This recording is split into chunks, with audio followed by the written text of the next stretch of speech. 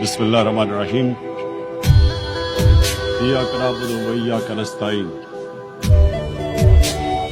Mr. President, Honorable Secretary General,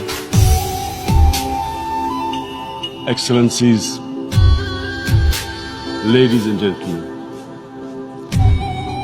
I feel honored today to represent my country at this forum of world leaders, where we have a chance to discuss problems that the world is facing. I want to talk about a lot of problems, but just four today. And I especially came to this forum despite a difficult time in my country, facing challenges. I would not have come, but because I feel that there are some very urgent problems which the world must address. So first of all, I start with climate change. So many leaders have talked about climate change. But Mr. President, I feel that there is a lack of seriousness. Perhaps world leaders some of the leaders who can do a lot, do not realize the urgency of the situation. We have a lot of ideas, but as someone said, ideas without funding is mere hallucination. Pakistan, I'll give you start with my own country. Our country is amongst the top 10 nations in the world which are most affected by climate change. We depend upon our rivers. We are mainly an agricultural country. And 80% of the water in our rivers comes from our glaciers. The glaciers not just on the Pakistani side, even India. The 80% of the water in Ganges and the Indian rivers also comes from the glaciers, from the Himalayan glaciers, Karakoram, Hindu Kush. And these glaciers are melting at quite a rapid pace. We detected already 5,000 glacial lakes in our mountains. And if this keeps going, if nothing is done, we are scared that humans are facing a huge catastrophe. In my country, when my party came to power in the province of KP, we planted 1 billion trees in 5 years. Now we've set ourselves a target of 10 billion trees in Pakistan. Idea being to counter the effects of global warming. But one country cannot do anything. This has to be a combined effort of the world. My optimism comes from the fact that humans, the Almighty has endowed humans with great powers. We can do anything, provided our survival instinct is stirred up. And this is really what I hope that the United Nations will take a lead in this. There must be more emphasis. Richer countries must be pushed. Countries that are mainly responsible for greenhouse gas emissions. They must be pushed because our country contributes minuscule amount to greenhouse gases. So I feel that the United Nations must take leadership in this. My second issue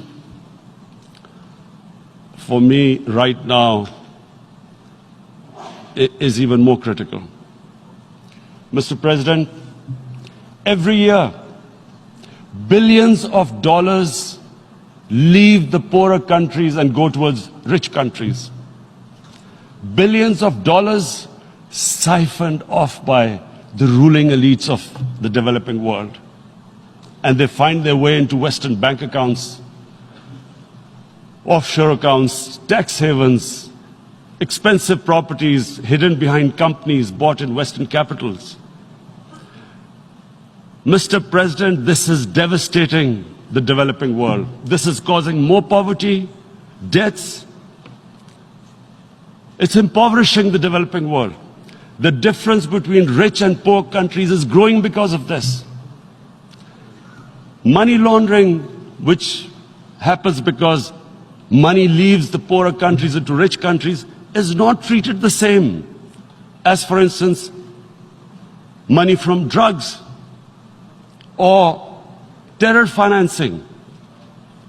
The seriousness which terror financing and money from drugs, the way it is treated, it's not the same. The way the poor countries are being plundered by their elites. It's not happening. In my country, when I took charge of our government a year back, in the 10 years preceding that,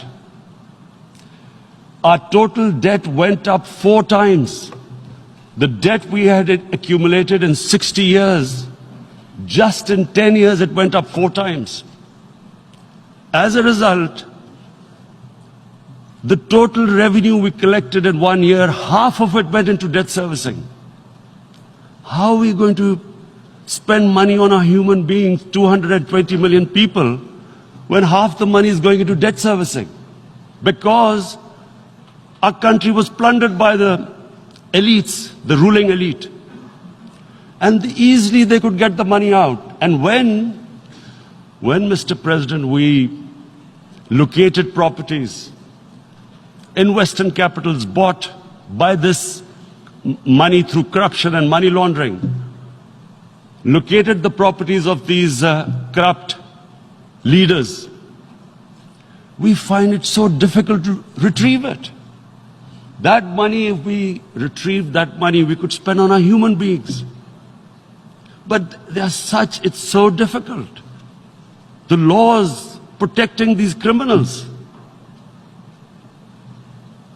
We do not have the sort of money to have expensive lawyers and spend millions and millions of dollars. We need help from the rich countries. And Mr. President, it's critical. The rich countries must show political will. They cannot allow this to happen. How can the poor countries spend money on human development, which the United Nations asks, SDG? How are we going to do it when this money can easily leave our countries? So, unless the rich countries intend to build walls to stop economic refugees coming as we see right now, they must take action. They must take action now. It must be a deterrent. Corrupt ruling elites should not be able to take money out easily and park it into foreign bank accounts and into these properties abroad. And I never understand why. Why do we have these tax havens? Why is this allowed? Why shouldn't rich people pay taxes? Why is it legal to have these tax havens where you have these secret accounts? Because, the world is changing. The population of the world is growing. Sooner or later, you're going to have a crisis. If the poor get poorer and the rich get richer, there is going to be a crisis sooner or later. So this is my second point. I hope that the United Nations takes a lead in this. It involves the IMF, the World Bank, Asian Development Bank. They must find a way of stopping this plunder of the developing world. My third point is Islamophobia.